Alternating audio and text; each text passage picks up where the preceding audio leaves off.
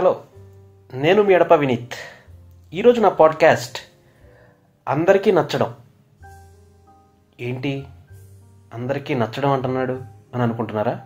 అవును, మనం నిత్య జీవితంలో, మన నిత్య జీవనంలో భాగంగా రోజు చాలామందిని పలకరిస్తూ ఉంటాం, చాలామందికి షేక్ హ్యాండ్ ఇస్తూ ఉంటాం, చాలామందికి మన స్మైల్ ఇస్తూ ఉంటాం, చాలా పాజిటివ్గా బతకాలని కోరుకుంటాం, చాలా పాజిటివ్గా డే క్లోజ్ అవ్వాలని అనుకుంటాం, చాలా పాజిటివ్గా డే స్టార్ట్ అవ్వాలని అనుకుంటాం. అంటే రోజు నిశ్శబ్దంతో మొదలయ్యే మన గంటల కొలమానం, కాలమానం, ఏదోటి మాట్లాడుతూ, ఏదో పని చేస్తూ, 10 మందితో ఉంటూ, నవ్విస్తూ, కవ్విస్తూ అలా గడిచిపోతూ ఉంటే బాగుండు అనిపించేలా మనం బ్రతుకు సాగిస్తున్నాం. కాబట్టి అందరినీ మెప్పించడం కష్టం, అందరినీ నవ్వించడం కష్టం, అందరిలా బ్రతకడం కష్టం, కొందరిలా ఉండడం కష్టం. నీకు నువ్వులా ఉండడం మాత్రమే నీకు ఇష్టం. కాబట్టి అందరినీ మెప్పించాలనే భావం, నీ యొక్క భావన చాలా కష్టమైన పని. నీ కష్టార్జితమైన నిన్ను క్వశ్చన్ చేయదేమో కానీ అందరికీ నచ్చడం అనే క్వశ్చన్కి మాత్రం నీకు జవాబు దొరకపోవచ్చు. ఎందుకంటారా?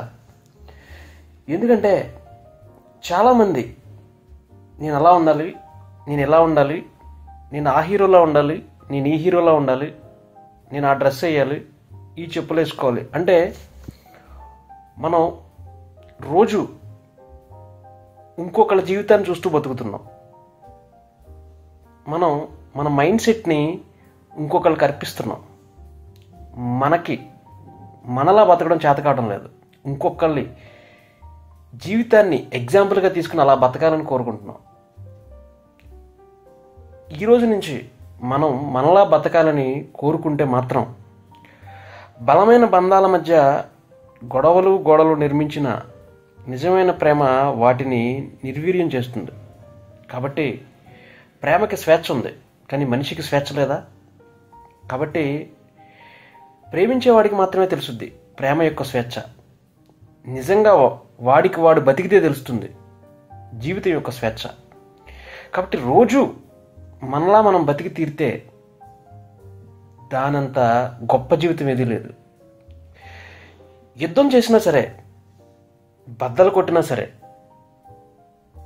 నీకు నువ్వులా ఉండటం మాత్రం మర్చిపోమాకు. నిన్నులా ప్రేమించే ఎవరైనా నీ దగ్గరికి వస్తే మాత్రం వదలమాకు. ఎందుకంటే ఇప్పుడున్న జనరేషన్లో, ఇప్పుడున్న స్థితిగతుల్లో, ఇప్పుడున్న సమయంలో నిన్ను ప్రేమించేవాళ్ళు చాలా తక్కువ, నిన్ను క్వశ్చన్ చేసేవాళ్ళు చాలా ఎక్కువ. కాబట్టి నిజమైన ప్రేమ ఎప్పుడు సొంతం అవుతుంది. అలా ఎవరైనా ప్రేమించగలిగితే, ఆ ప్రేమ నీ సొంతం అయితే ఖచ్చితంగా నీది గొప్ప జీవితం అవుతుంది. కాబట్టి నిన్నులా చూసి, నీకు నీడనిచ్చి, నీకు స్వేచ్ఛనిచ్చి గౌరవించే వాళ్ళతో నువ్వు ఎక్కువగా నీ టైం స్పెండ్ చేయి. అప్పుడే జీవితంలో నువ్వు ముందుకెళ్తావు.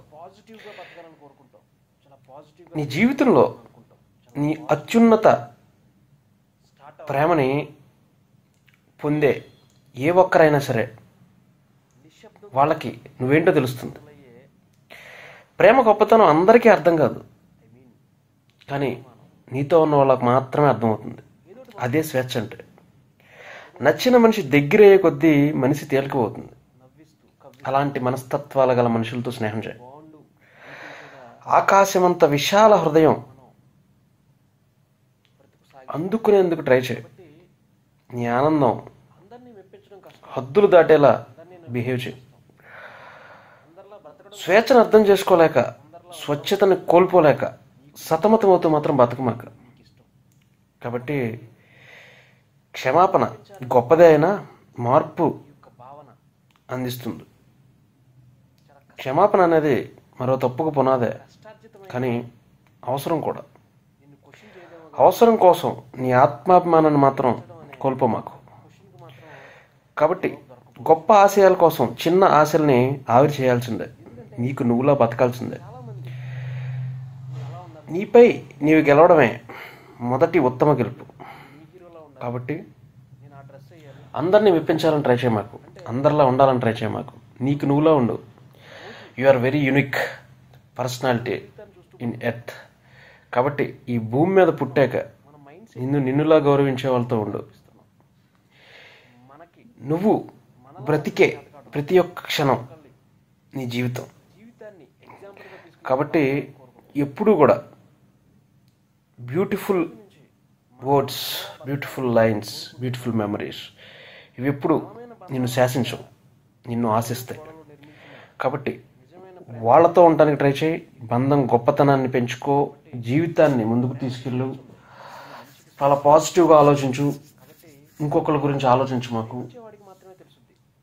నీ మిర్రర్లో నువ్వెలా కనిపిస్తావో నీతో పాటు ఉండేవాళ్ళు కూడా అలాగే కనిపించాలని కోరుకో నవ్వుతూ. Be safe, stay positive, keep smile. Thank you.